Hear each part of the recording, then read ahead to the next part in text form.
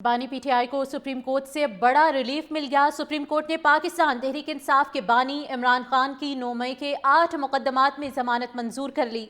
Chief justice Pakistan Yahya Afridi की सरबराही में 3 रुकनी bench ने केस की समाअत की। चीफ जस्टिस याहिया अफरीदी ने ज़बानी फैसला सुना दिया। अदालत ने समाअत शुरू की तो चीफ जस्टिस ने प्रोसिक्यूटर जुल्फ़िकार नकवी से इस्तफसार किया कि क्या जमानत केस में हतमी फाइंडिंग दी जा सकती है।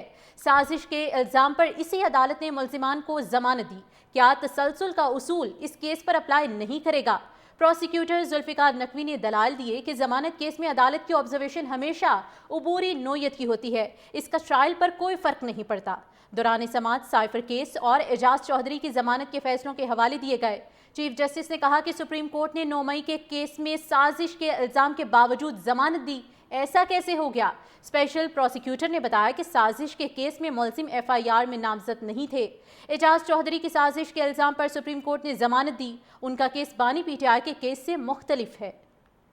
समाअत शुरू होने से पहले चीफ जस्टिस याहिया अफरीदी की सरबराही में केस की समाअत करने वाले 3 रुकनी बेंच में जस्टिस मियां गुल हसन औरंगजेब की जगह जस्टिस हसन अजहर रिजवी को शामिल किया गया, जबकि जस्टिस शफी सिद्दीकी भी बेंच का हिस्सा थे।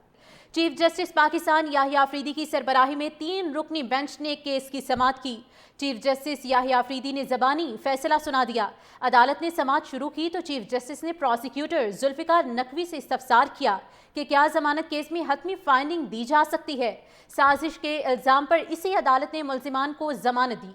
क्या तसलसल का उसूल इस केस पर अप्लाई नहीं करेगा। प्रोसिक्यूटर जुल्फ़िकार नकवी ने दलाल दिए कि जमानत केस में अदालत की ऑब्जर्वेशन हमेशा उबूरी नोयत की होती है, इसका ट्रायल पर कोई फर्क नहीं पड़ता। दौरान समाअत साइफर केस और एजाज चौधरी की जमानत के फैसलों के हवाले दिए गए। चीफ जस्टिस ने कहा कि सुप्रीम कोर्ट ने 9 मई के केस में साजिश के इल्ज़ाम के बावजूद जमानत दी, ऐसा कैसे हो गया। स्पेशल प्रोसिक्यूटर ने बताया कि साजिश के केस में मुल्ज़िम FIR में नामजद नहीं थे।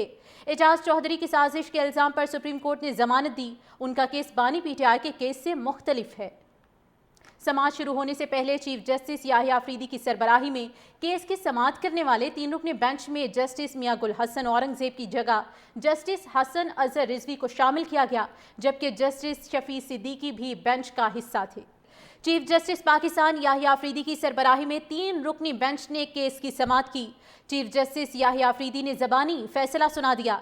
अदालत ने समाअत शुरू की तो चीफ जस्टिस ने प्रोसिक्यूटर जुल्फ़िकार नकवी से इस्तफसार किया कि क्या जमानत केस में हतमी फाइंडिंग दी जा सकती है। साजिश के इल्ज़ाम पर इसी अदालत ने मुल्ज़िमान को जमानत दी। क्या तसलसल का उसूल इस केस पर अप्लाई नहीं करेगा। प्रोसिक्यूटर जुल्फ़िकार नकवी ने दलाल दिए कि जमानत केस में अदालत की ऑब्जर्वेशन हमेशा उबूरी नोयत की होती है, इसका ट्रायल पर कोई फर्क नहीं पड़ता। दौरान समाअत साइफर केस और एजाज चौधरी की जमानत के फैसलों के हवाले दिए गए। चीफ जस्टिस ने कहा कि सुप्रीम कोर्ट ने 9 मई के केस में साजिश के इल्ज़ाम के बावजूद जमानत दी, ऐसा कैसे हो गया। स्पेशल प्रोसिक्यूटर ने बताया कि साजिश के केस में मुल्ज़िम FIR में नामजद नहीं थे। एजाज चौधरी की साजिश के इल्ज़ाम पर सुप्रीम कोर्ट ने जमानत दी। उनका केस बानी PTI के केस से मुख्तलिफ है। समाअत शुरू होने से पहले चीफ जस्टिस याहिया अफरीदी की सरबराही में केस की समाअत करने वाले 3 रुकनी बेंच में जस्टिस मियां गुल हसन औरंगजेब की जगह जस्टिस हसन अजहर रिजवी को शामिल किया गया, जबकि जस्टिस शफी सिद्दीकी भी बेंच का हिस्सा थे।